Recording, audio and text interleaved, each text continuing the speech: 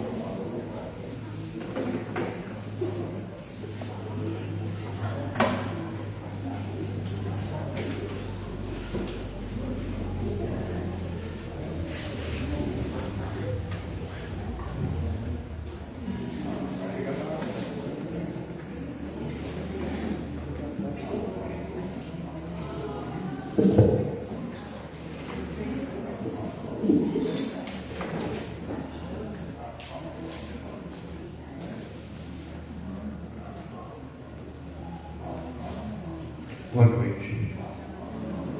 Boa noite a todos que estão aqui, aqueles que estão em casa, assistindo, acompanhando. E mais uma quarta-feira em comemoração ao centenário do SEAC. Quando a gente fala, vocês vão ouvir muito isso ainda.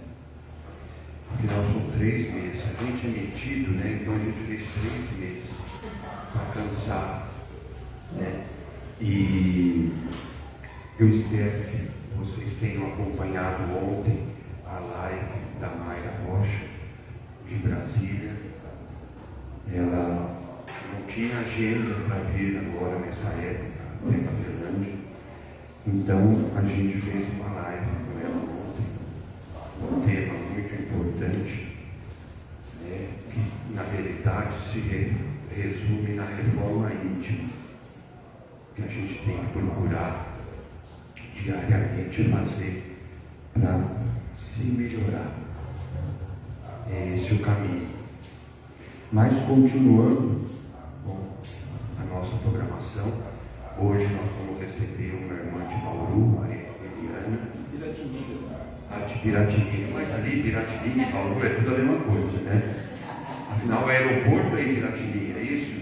O aeroporto é Areal. Areal, é tudo junto, gente. É igual Guarantã, Pongaí, Capelândia, Vila Simões, né? E também não adianta fazer nada escondido, que em Capelândia todo mundo descobre, né? A gente já sabe disso. Tem que tomar cuidado. Mas, então, corrigindo de Piratininga, que veio com um tema que eu acho que isso daqui tinha que estar lotado, né? Porque ouvir sobre o aborto é algo que ensina muito e nos traz um conhecimento tanto na visão da ciência como do espiritismo. Então, muito obrigado, né, por essa equipe de Bauru estar me presenteando, como já foi a semana passada e a retrasada, né, com temas muito importantes, e assim será até o final de julho. Dia 30 de julho a gente vai ter uma palestra também, é uma quarta-feira, e eles estão doidos para saber quem é a pessoa, e eu não falei e não vou falar. Entendeu? Eu vou deixar até o dia 30, a hora que a pessoa entrar aí, né? Mas vai ser muito bom.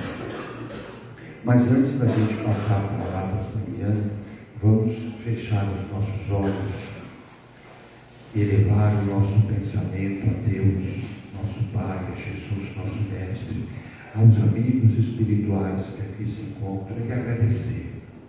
Agradecer muito a saúde, a inteligência que Deus nos deu nessa encarnação, para que a gente aproveite o máximo possível, não deixando os vícios se sobressaírem, e sim aquilo que o Centro Espírita faz, nos mostrar que a moral, a vida equilibrada é o caminho. É fácil? Não, mas também não é impossível.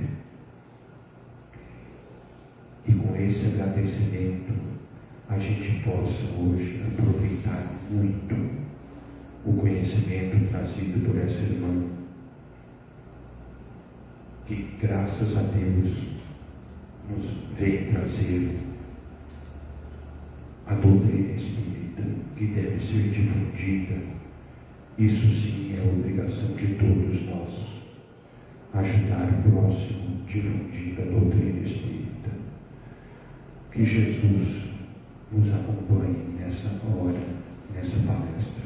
Que assim seja, Senhor. Venha todos.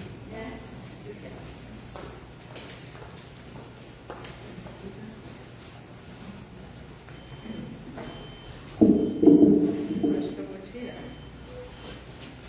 Sempre movimento um pouco.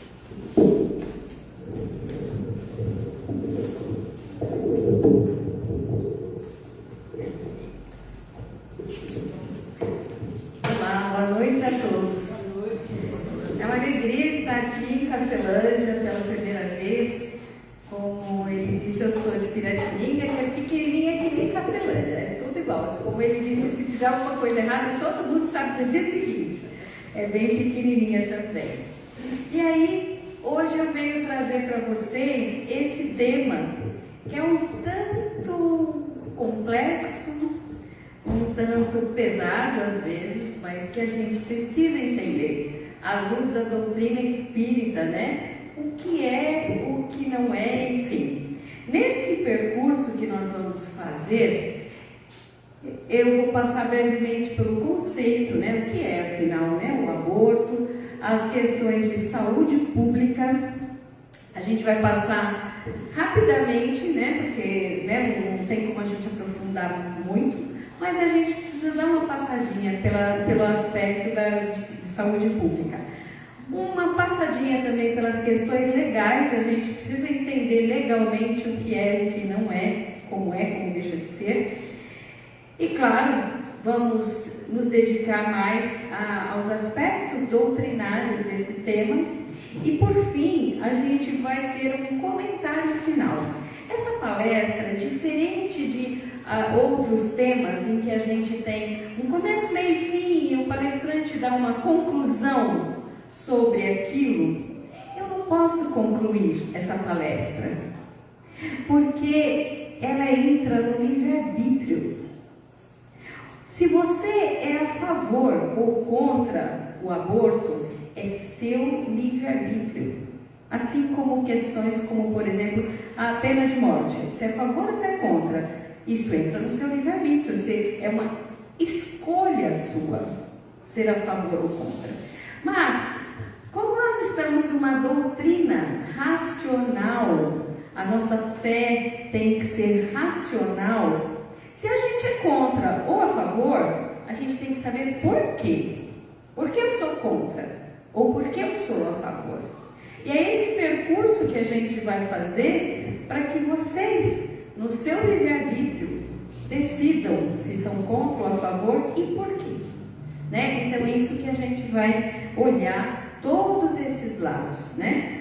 Então, o conceito inicialmente, a gente entender o que é o aborto, é quando há uma interrupção da gravidez, mas em um momento em que a criança não tenha como sobreviver fora do útero.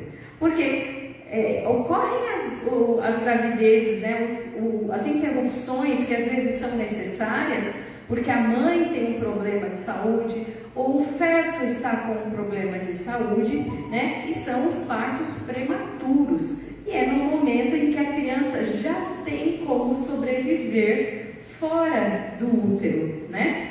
Já o aborto é uma interrupção abrupta em um momento, inclusive, que a criança ainda sequer tem condições de sobreviver fora do útero. Também existe, né, o aborto, a gente vai passar por isso, aborto em momento que a criança já tem até como sobreviver. E a gente vai ver as questões legais em relação a isso. E é uma conduta, né, uma ação, né, que ela vai ter uma série de consequências, né, consequências físicas, consequências psíquicas, consequências legais, espirituais, e tanto espirituais também, e tanto em relação à mulher que está abortando, que realiza esse aborto, em relação a esse espírito que estava reencarnando, e também em relação aos outros. O pai também aborta. Não é só a mulher que está fazendo um aborto. O pai também está fazendo um aborto. Outros personagens, outros familiares ou quem quer que seja que estejam envolvidos, estão fazendo um aborto também. Então não se limita simplesmente à mulher que está realizando esse aborto. Por isso a gente está vendo que ele é bem complexo a gente falar do aborto, né? A gente vai passar um pouco em relação à história, porque temos aspectos históricos interessantes para a gente ver. Por exemplo, Sócrates defendia o aborto. Pensa que ele está ainda antes de Cristo, né? Não vamos perder isso de vista, né? Que ele está 400 anos antes de Cristo. E para os gregos era um meio de controlar a população. Então, não tinha problema. Não tinha problemas para eles fazerem o aborto. Já Platão defendia que o aborto fosse feito em caso de gravidez de mulher acima de 40 anos, porque eles observavam que muitas vezes as crianças nascidas, né, de mulheres acima de 40 anos, elas tinham algum defeito, né? Pense que naquela época uma mulher de 40 anos já estava bem velhinha. Para aquela época, né, vamos pensar 400 anos ainda antes de Cristo, uma mulher de 40 anos ela já era bem envelhecida, né? Então ele achava prudente que, em caso de gravidez, ela abortasse. Já Aristóteles, que já é um pouco à frente, mas ainda estamos falando aí de 350 a.C., ele diz que o feto só se convertia em humano 40 dias no caso de menino e 90 dias no caso de feminino. Não me pergunte como é que eles sabiam 350 anos de Cristo se era menino ou se era menina, né? Mas veja que eles achavam que nem tinha alma nessa época. E é curioso, né? Eles dizerem 40 dias para homens, mas para mulher, até 90 dias, tudo bem, né? Então, esses detalhes são bastante peculiares a gente conhecer. E era uma forma ainda na época de limitar a população. E também era considerado um direito da mulher decidir interromper a gravidez se ela quisesse, mas tinha que ser dentro deste prazo, tá? Já na Roma Antiga era permitido. Na Roma Antiga, então mesmo na Roma ainda da época de Jesus, era permitido também ainda fazer o aborto. Outros pontos interessantes de história é que no Velho e Novo Testamento, se você der se você tiver uma Bíblia eletrônica e der um Google, um buscar, você não vai achar a palavra aborto ou abortar, algo do gênero. Apenas em Êxodo 21, 25, que tem esse trecho que vai falar assim: se homens brigarem e acontecer que venham a ferir uma mulher grávida e ela abortar, aí vejam que apareceu a palavra abortar, sem maiores danos, esses serão passíveis de uma indenização imposta pelo marido, ou seja, o marido diz qual vai ser a indenização que pagarão diante do juiz. Mas se houver danos, esse danos ele considera no sentido de, se essa mulher morrer, por exemplo, urge dar vida por vida, olho por olho, dente por dente, queimadura por queimadura, golpe por golpe. Ainda, né, a lei do olho por olho, dente por dente. E veja que o marido podia instituir qual seria a indenização e teria que ser pago na frente de um juiz. Então, esse é o único momento que menciona diretamente o ato, né, do abortar. Na Idade Média, já dando um salto histórico, né, até a Idade Média, a gente vai ver que está em condições de receber a alma após 40 dias para homens e 80 dias para mulher. Então a alma só vai existir nessa época, essa era o que eles entendiam, 40 dias para homens, 80 para mulheres. Está mais ou menos como Aristóteles tinha falado, né? Ainda você vê que está influenciado por Aristóteles esse pensamento. E antes desse prazo também, na Idade Média, não era problema fazer o aborto. Já no século XVII começam a surgir os primeiros microscópios.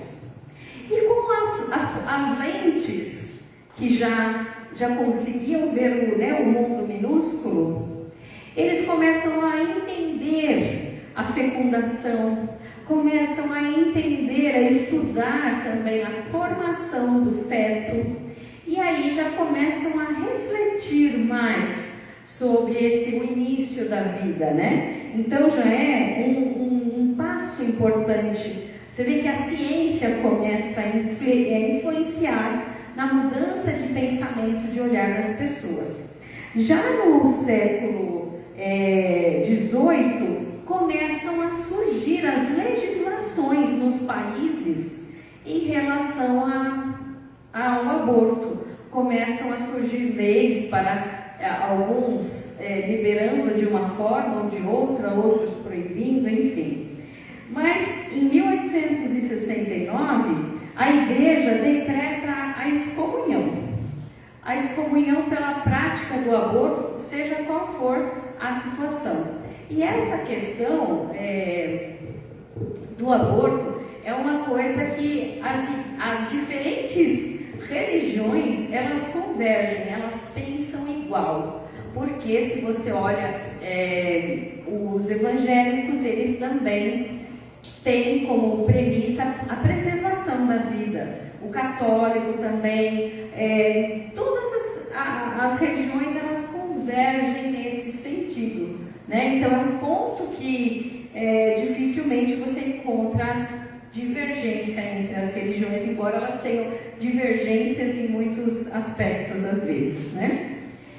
Aí a gente vai, dada essa pinceladinha histórica, só para a gente se situando, a gente vai começar a ver em relação à saúde pública, rapidamente. Estima-se porque não se sabe, como em alguns países é legalizado, em alguns países não se tem um número exato de quantos abortos acontecem no mundo, mas estima-se que anualmente acontecem em torno de 56 milhões de abortos no mundo, né? Então o número é bastante alto. Nesse mundão de Deus, 60% dos países, em 60% dos países, a mulher tem acesso ao aborto legal e seguro, no sentido de que ela pode fazer em um hospital oficialmente, né? Mas em 40% do mundo é ilegal e inseguro, porque as mulheres vão ter que buscar as vias mais absurdas e ilegais para a realização desse aborto, né? Isso gera ao ano 47 mil mortes de mulheres, por conta dos métodos mais arriscados, variados e perigosos que muitas vezes são utilizados para a realização do aborto. E no mundo acontece em torno de 5 milhões de internações, porque dá errado, dá problema depois, a mulher às vezes entra em sangramento, muitas complicações que acabam ela tendo que buscar a rede hospitalar do país em que ela mora. Uma coisa interessante é que, acabei colocando aqui os números, a OMS, muitas vezes a gente fala assim, se liberar o aborto, nossa, vai ter aborto assim, direto. Mas nos números oficiais mundiais, mostra que a taxa de aborto é semelhante nos países que é legal ou ilegal. Ou seja, independente da legalidade ou não, ele existe. Ele existe. E, por conta disso, a OMS recomenda que todas as mulheres tenham acesso ao aborto legal e seguro. Não é no sentido de incentivar o aborto, é no sentido de evitar de fazer esse número de 47 mil mortes anuais em média, por conta de aborto, baixar, diminuir a quantidade de mulheres que morrem por conta do aborto. No Brasil, a gente olhando já no nosso pedaço, como eu digo, ainda mais no Brasil, que é ilegal, não se sabe realmente qual seja o número real, mas estima-se que pode ser de 1 milhão a 1,5 milhão de abortos por ano. É uma estimativa dos órgãos de saúde, porque não se tem dados oficiais. A metade desses abortos acontecem em meninas de menos de 19 anos, ou seja, aquela jovem que tem uma gravidez muito cedo e indesejada, né? tem que gera no país em torno de 400 mil hospitalizações. Esse número já é um pouco mais real, porque daí os hospitais vão registrando, né? No Brasil, é a quarta causa de morte entre as mulheres, né, em estado, as mulheres mães, digamos assim. É a quarta causa de morte no Brasil. E estima-se de que 1 a 7 mulheres com mais de 40 anos, ou seja, é uma população já. A gente tem 2 cenários: a mulher que é muito novinha, de menos de 20, que é aquela que está tendo uma gravidez muito cedo, não sabe como vai criar o filho e parte por uma decisão de aborto. E a gente tem outro cenário, que é a mulher de mais de 40, que às vezes ela já tem vários filhos e já não sabe nem como criar os filhos que ela tem, e aí ela engravida novamente, ela pensa, é mais um que vai passar fome, e acaba indo para o caminho do aborto. Então a gente tem, na grande maioria, esses 2 extremos: ou a mulher bem jovem, ou a mulher mais madura, que já tem vários filhos, né? E no Brasil, o ano passado, aconteceram 2.687 abortos legais. E a gente vai ver, na parte legal, quais são as situações que pode acontecer o aborto legal no nosso país. Mas, um dado que é bastante complicado é que só 3,6 dos municípios do nosso país inteiro terão serviço público para realizar esse aborto legal. Então, nós temos uma situação no país que em muitas situações, embora a mulher, por exemplo, tenha uma autorização legal para realizar o aborto, ela terá que viajar, às vezes, longe, para ir até um hospital que tenha esse serviço autorizado para ser realizado. Então, esse é um cenário também que nós temos. Em relação ao perfil das mulheres no Brasil que realizam aborto, a grande maioria delas são negras, com baixa escolaridade, menos de 14 anos e mais de 40, isso que eu falei, esses cenários, né? Muito jovem ou mais velha, que já tem muitos filhos. A maioria na região norte, nordeste, centro-oeste. E a maioria delas não tem companheiro. A maioria delas está sozinha nessa gravidez, né? Então, essa é uma questão importante. Outro lado de saúde pública é a questão psicológica. Como é a questão psicológica dessas mulheres após um aborto? Nessa obra, que seria traduzida como A Real Angústia do Aborto, de um psicólogo da Universidade de Washington, nos Estados Unidos. Ele coloca uns dados muito interessantes para a gente saber. Que 4 semanas após o aborto, ou seja, 2 meses após abortar, nas pesquisas deles mostram que 44 dessas mulheres já apresentam perturbações emocionais. Elas já começam a ter 36% relata que tem alteração no sono, não consegue dormir bem. 31% em 2 semanas já se declara ter se arrependido de ter feito aborto. Em apenas 2 semanas, 31% já se arrependeu de ter feito o aborto. E 11% precisam de medicação. Também ele relata que 81% delas têm preocupação em relação à morte do bebê. Se ele sofreu, se ele não sofreu, isso fica na cabeça delas, né? Elas lembram, têm lembranças em relação àquele dia, àquele momento, relata que se sente enlouquecer, tem pesadelo relacionado ao aborto. Algumas relatam também ter visitas do bebê, de ter visões em relação ao bebê, tem alucinações. Então, é complicado. Aquilo que eu falei no início, tem questões psicológicas que envolvem também. Ainda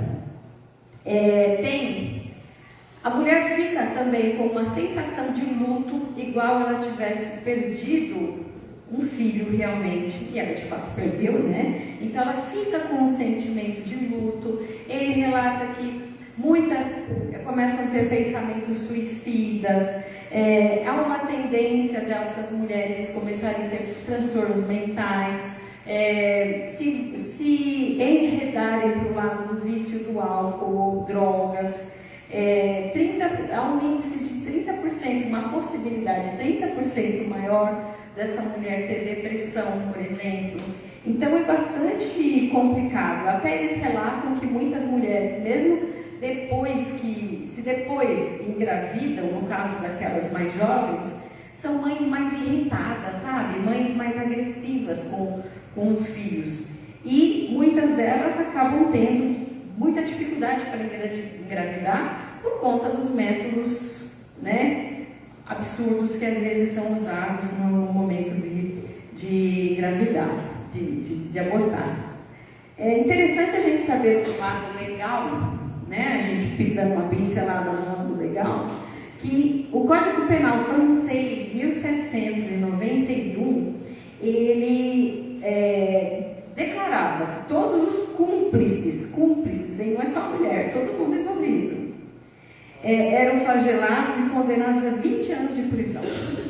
Napoleão Bonaparte, em 1810, decreta a pena de morte para o aborto e o infanticídio, no caso de matar um bebê, né? Ou seja, nasceu, né? Não foi abortado, mas se você matar um bebê também era, na época de Napoleão, um caso de pena de morte.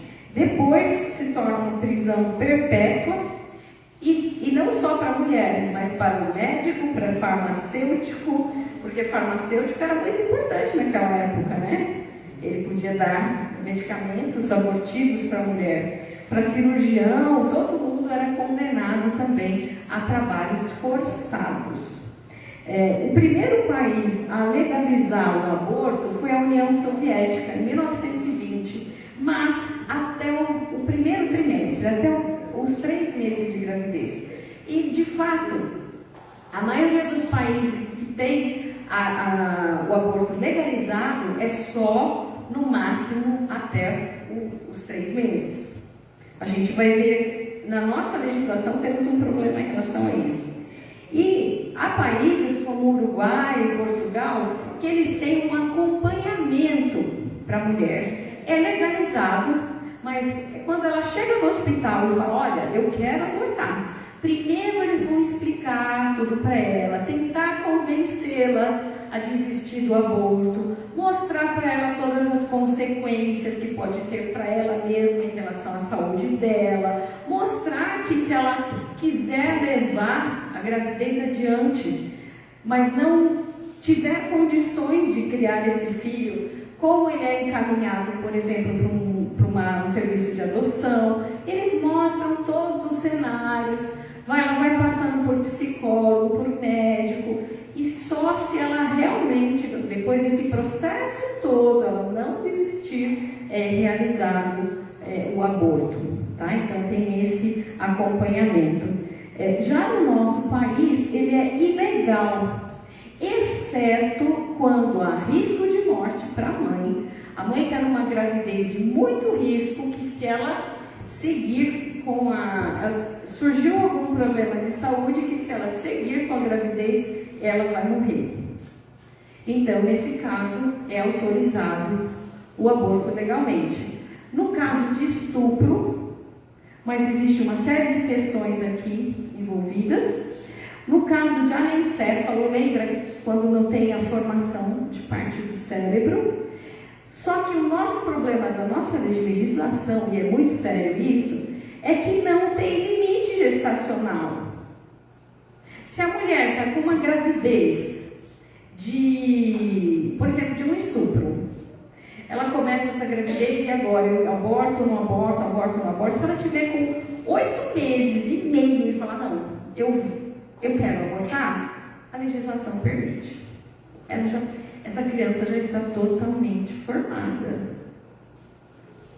Está totalmente formada. E só para dar uma pincelada a mais, aqui, no caso dos anencéfalos, lembra daquela época que tivemos uma avalanche assim, de casos de anencéfalos, né? Época do Zika vírus e tal, principalmente no Nordeste, onde tivemos muitos casos. A Associação Jurídico-Espírita, Associação Médico-Espírita, emitiram naquela época pareceres mostrando que mesmo nesses casos, eles eram contra. Porque mesmo esse espírito, a gente sabe disso na doutrina espírita, embora ele não esteja com o cérebro, parte do cérebro não está formada, e ele vai ter várias limitações físicas e mentais, a gente sabe que é como outra deficiência. Que de repente aquele espírito precisa reencarnar com aquela deficiência. Aquela família precisa receber um filho com aquela deficiência. Então eles se colocaram extremamente contra, naquela época, de terem colocado na nossa legislação permitir o aborto de anencéfalo, porque e aí a gente vai falar o quê? Se o médico vê que está se formando um feto que falta uma das pernas, pode abortar? Ele tem uma deficiência, o anencéfalo tem uma deficiência. Então, houve essa grande discussão pela Associação Jurídico-Espírita e Associação Médico-Espírita naquela época. Eu tinha um sobrinho que ele nasceu assim, durou 46 dias e veio a falecer. E tem alguns que daquela época, que teve aquela coisa dos especialistas, estão vivos até hoje.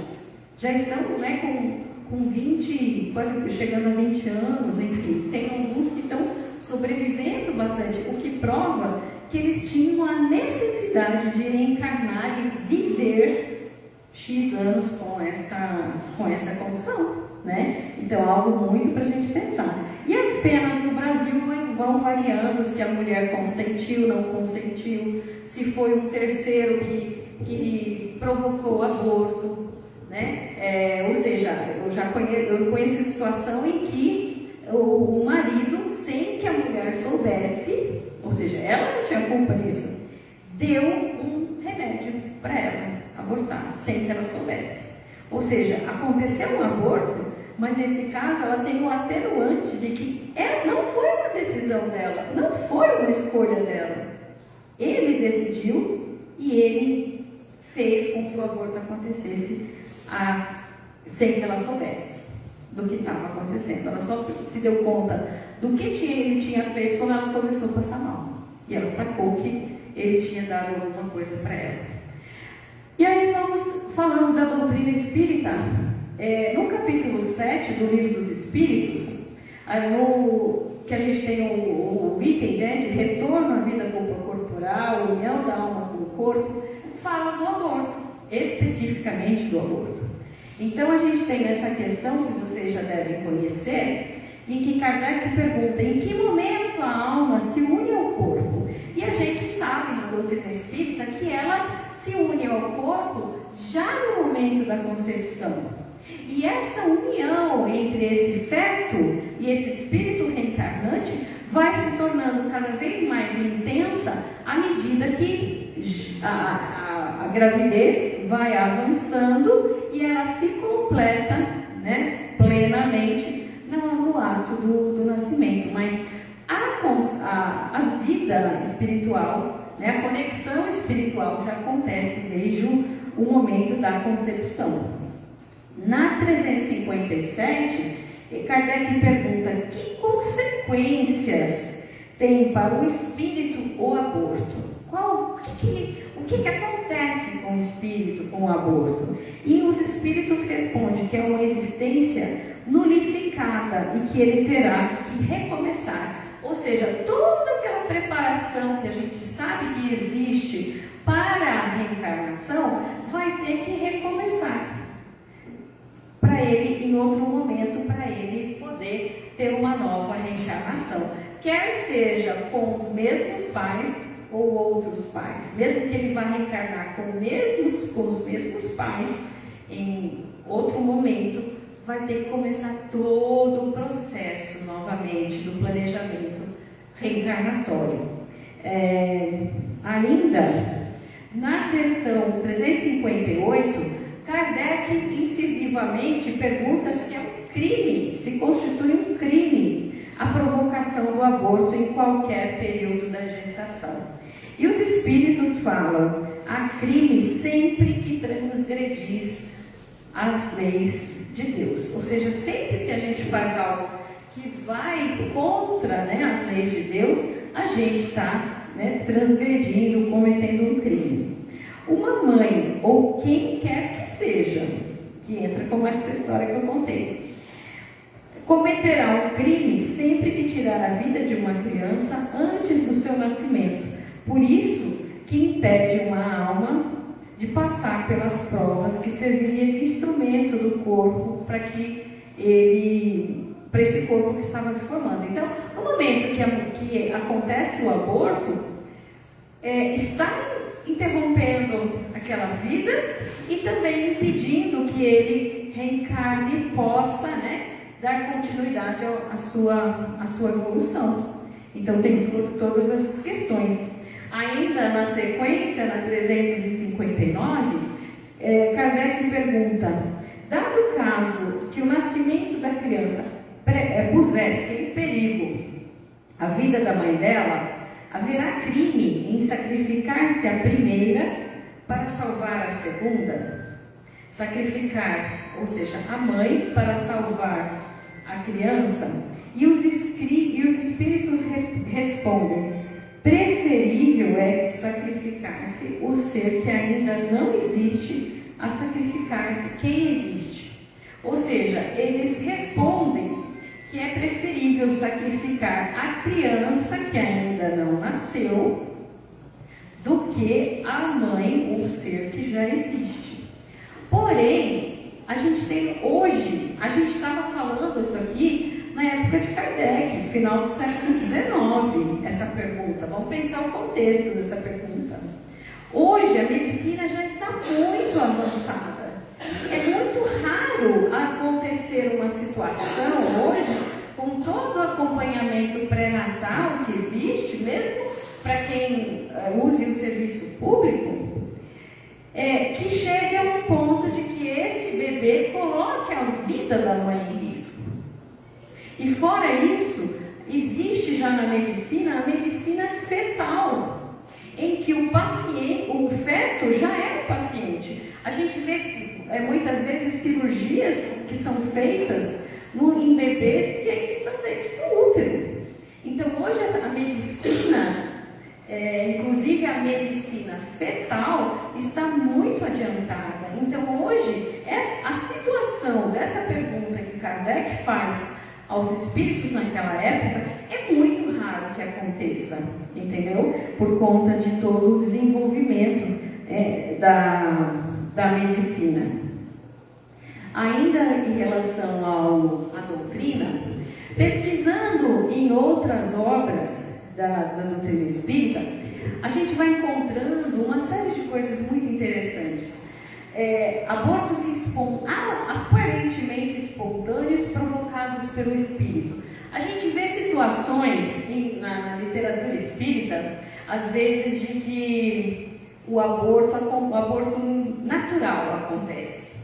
Embora o nosso foco seja o aborto causado, é interessante a gente entender os abortos naturais, porque às vezes tem mais coisas nessa história do que só um aborto natural. Então, na revista Reformador, de dezembro de 92, a gente vê umas situações assim, de que o espírito ele desiste de reencarnar. Ele fica com medo de reencarnar, das provas que ele vai ter que enfrentar nessa vida, e ele desiste. E aí acontece, ou seja, ele desiste, ele se desconecta daquele feto que está se formando, e aí acontece um aborto chamado natural. ok? Mas, pesquisando, eu fui encontrando umas coisas muito interessantes, como essa daqui: abortos aparentemente espontâneos provocados mentalmente pela mãe. Isso está na Revista Internacional de Espiritismo, de maio de 1993. Qual que é essa situação? Uma situação daquela mulher, é raro também acontecer, mas é possível. Ela engravida e fala assim: eu não quero, nossa, eu não quero engravidar, eu não quero ter esse filho, eu não quero ter esse filho. Ela, embora ela não tenha a coragem realmente de falar assim: eu vou abortar, ela fica mentalmente, de todo jeito, ela fica desejando que essa gravidez termine, que essa gravidez, que aconteça um aborto natural. E em situações que essa mulher realmente tenha sabe aquela coisa, poder da mente? Ela realmente vai fazendo um trabalho mental, ela pode expulsar mentalmente falando. A gente sabe, no estudo da doutrina espírita, a nossa mente tem capacidades que a gente desconhece. E eu me surpreendi com esse artigo dessa situação em que ela provoca com que expulsa esse espírito que está se conectando a esse feto. Ela expulsa mentalmente. E, só que materialmente falando, o que aconteceu? Um aborto natural, você vê, olha, do nada ela abortou, poxa vida. Ou seja, materialmente falando, vai parecer que foi um aborto espontâneo. Mas, se acontecer uma situação dessas, a mãe vai ter tantos débitos igual a uma mãe que fez lá um aborto ilegal, porque ela interrompeu essa gravidez, expulsando esse espírito, entendeu? E eu me surpreendi demais com esse artigo aí. E aí, em uma comunicação, em uma mensagem, né? O livro Evolução em Dois Mundos, psicografia de Chico Xavier, e que está na coleção, né, de André Luiz, em um momento que um dos mentores está dando uma orientação, ele fala algo nesse sentido. Isso é questionado. E aí diz que a mulher, por recusa deliberada dessa gravidez que já se anda possuída, expulsa a entidade reencarnando nas primeiras semanas de gestação, desarticulando os processos celulares e a constituição fetal e adquirindo por semelhante atitude constrangedora dívida perante a lei. Ou seja, em Evolução em Dois Mundos, no livro, né, de Chico Xavier, menciona esse caso, né? Isso vai estar no capítulo 13 desse livro. E aí, em uma mensagem de Joana de Ângeles, ela também vai falar que o aborto, mesmo quando aceito e tornado legal nos estatutos, ou seja, mesmo quando está na legislação considerado legalmente, ele continua sendo um crime para quem pratica ou aquele que permite se submeter. Então, Joana de Ângeles também vai falar sobre isso. Em relação à situação de estupro, a gente também, embora tenha essa violência, a gente também precisa entender que não é apenas um corpo material, mas um espírito em reencarnação. Lembra que a nossa legislação permite em relação ao caso de estupro, mas e espiritualmente? A gente tem um lado legal. E espiritualmente? Espiritualmente, a gente tem um corpo em formação. A mulher estuprada pode ser, não é que é sempre, pode ter um passado vinculado a esse ato criminoso e que ela foi vítima, e também ela pode ter um passado em relação a esse espírito. Antigamente, livros como esse livro aqui, ó, Aborto à Luz do Espiritismo, é um livro antigo, da década de 70. E muita coisa antigamente não se entendia muito bem na doutrina espírita. Hoje, né, com o tempo passar, com as pessoas buscando estudar mais e foram entendendo melhor as questões. Mas esse livro, por exemplo, ele mostra uma situação do tipo, olha, se essa mulher sofreu um aborto, sofreu um estupro e ela engravidou, é certeza que ela estuprou alguém também na vida passada. Agora ela está sofrendo as consequências. E aí a gente ia ter uma situação de olho por olho, dente por dente. A gente ia ter uma situação de que, se a gente fosse afirmar isso, a gente ia ter que falar, como assim? O estupro foi planejado da reencarnação dela? Desde quando uma violência é planejada? Nenhuma violência é planejada. Deus não seria soberanamente justo e bom se planejasse para a sua vida, para a sua próxima vida, um ato de violência. Então, se a gente coloca a lógica da doutrina em funcionamento, você vai ver que não pode ser regra isso. Pode ter essa necessidade? Pode ser que ela tenha um comprometimento com uma situação assim. Pode ser que ela tenha uma questão com esse espírito reencarnante, mas não dá para a gente dizer que isso é receita de bolo. Toda mulher que sofreu um estupro nessa vida é porque já praticou estupro numa vida passada. Então a gente tem que tomar cuidado, né, com essas colocações às vezes na doutrina espírita. A gente tem que entender que planejamentos reencarnatórios acontecem. De repente foi planejado dela e o mocinho se encontrarem nessa vida, mas se encontrarem por alguma questão, por outros ajustes, de repente até terem um filho. Mas a violência nunca é programada. Se esse rapaz cometeu um ato violento nesse momento, ele transgrediu a lei. Ele falhou, ele fracassou, né? Então a gente tem que ter esse cuidado quando a gente olha essas questões ali na doutrina.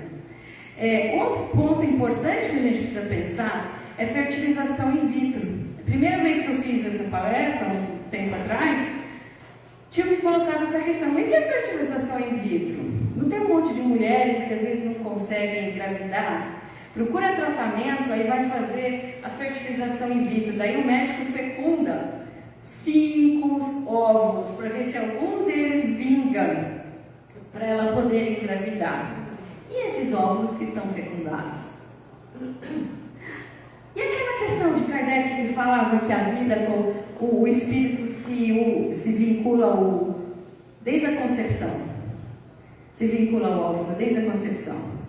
E aí eu fui pesquisar isso. Aí eu fui conseguir respostas, explicações, justamente pela Associação Médico Espírita. Que eles mostram, fizeram pesquisas realmente e questionamento a espíritos elevados, né? Nesse sentido de que a espiritualidade, tudo é programado, certo? Ou seja, aquela mulher está fazendo uma fertilização in vitro lá, tá? O médico fertilizou lá, fecundou 5 óvulos, mas a espiritualidade sabe qual daqueles óvulos vai fecundar, vai ser realmente colocado na mulher, e se apenas aquele vai ser ligado ao espírito. Mesmo aquelas situações em que fica lá no congelamento, não sei o quê, não é colocado espírito, não é vinculado ao espírito. Imagina o espírito ficar lá congelado, né? Vinculado a um óvulo congelado por anos, às vezes, né? Situação que a mulher faz esse tipo de fecundação, porque ela vai passar por um tratamento de câncer e ela não sabe se ela vai poder engravidar depois. Como fica isso? Entendeu? Então, e eles esclareceram que a espiritualidade, né, na sua grande sabedoria, na sua grande bondade, vai unir esse espírito no momento certo, aquele óvulo que materialmente está fecundado, mas ainda não tem espírito, né? Então isso é bastante interessante a gente entender. Também, quando a gente pensa numa situação de aborto, também a gente não pode condenar a mulher que passou por uma situação de aborto, porque a gente não pode julgar o outro. A gente não sabe tudo que ela já sofreu. A gente não sabe tudo que está acontecendo na vida dela.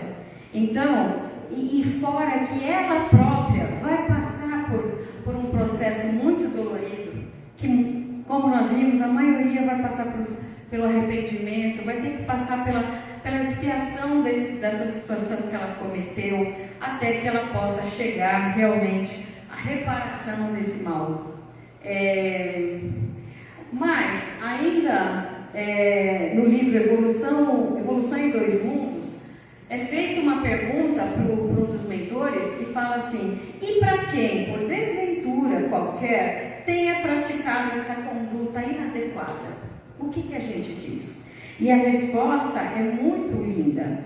Ele fala assim: para melhorar a própria situação, o que deve fazer a mulher que se reconhece na atualidade com dívidas de aborto provocado, antecipando-se desde agora no trabalho da sua própria melhoria moral, antes que a próxima existência lhe imponha aflições regenerativas. E ele fala o seguinte: sabemos que é possível renovar o destino todos os dias. Ou seja, essa mulher que cometeu o aborto, e ela já se arrependeu, ela já se martiriza todos os dias por conta disso. E não existe cobrador pior do que a nossa consciência. Ela pode, ou seja, mudar as suas atitudes desde já. Ela pode já começar a saldar, digamos assim, esse erro, essa dívida, desde essa encarnação, né? E a gente vê essa mensagem, que é bastante interessante, que Chico Xavier recebeu em São Leopoldo, em 8 de junho de 1958.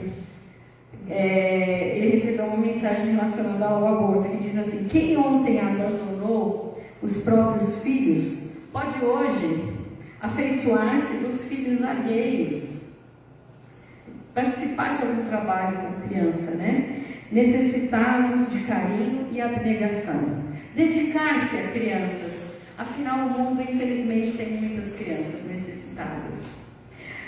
O próprio Evangelho do Senhor, na palavra do apóstolo Paulo, diz que adverte-nos quanto à necessidade de cultivarmos ardente caridade uns para com os outros, porque a caridade cobre uma multidão de pecados, uma multidão de males, como o Espírito ditou na mensagem. Então a gente tem que ser bom, amoroso, caridoso e amparar essa mulher que porventura tenha cometido este erro. Não julgar, não apontar o dedo, porque ela já carrega uma culpa muito grande dentro dela, né? Então, a gente precisa entender que a gente precisa proteger e dignificar a vida. Seja ela um embrião, seja uma mulher, enfim, a gente precisa proteger a vida. O início da vida é muito frágil, né? E a gente precisa de uma educação melhor. Uma educação melhor, que a gente não viu que eram pessoas, a maioria são mulheres de baixa escolaridade, pouco esclarecimento, e acabam caindo numa situação de ter uma gravidez indesejada. Então a educação é um caminho para a gente ter menos mulheres tendo gravidez indesejada, né? E é interessante que a gente entender que o valor de uma sociedade realmente vai ter valor quando ela tiver a capacidade de proteger o início da vida, né? Que é a parte, né, o berço ali realmente da vida da sociedade. Então, enquanto a sociedade estiver falida, né, nas suas bases morais, educacionais, espirituais também, a gente infelizmente vai continuar vendo aqueles números que a gente viu no início. Então é a evolução. Quando a gente fala, né, da regeneração do planeta, né, a gente se tornando um planeta, né, de regeneração, vamos elevar a nossa moral, né, quando conseguirmos atingir outros patamares, é nesse momento que a gente vai ver aqueles números caírem. Então, a gente precisa entender que isso é uma questão de evolução.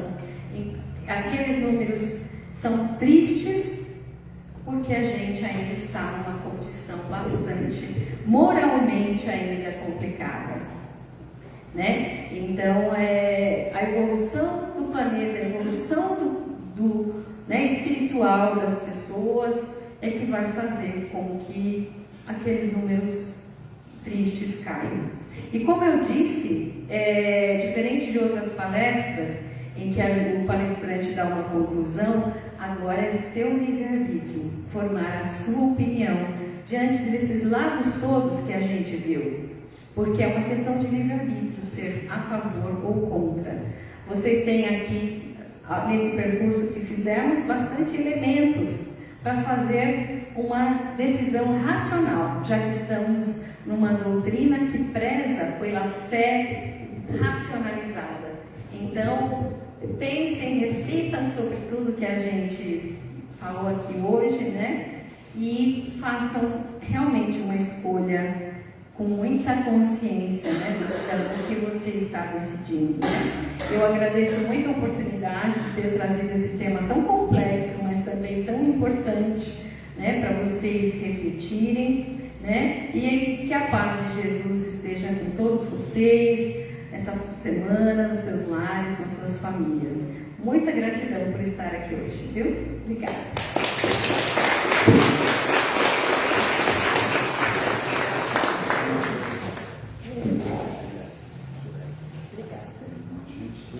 Mandar um livro para o estudante, mas muitas vezes o palestrante já tem o livro. Então a gente pensou e vamos dar uma coisa que é feita em Cafelândia. Cafelândia tem que ser um café. Ai, que lindo! Olha, muito café de obrigado. Cafelândia. Muito obrigada. Obrigado pelo imenso carinho de vocês.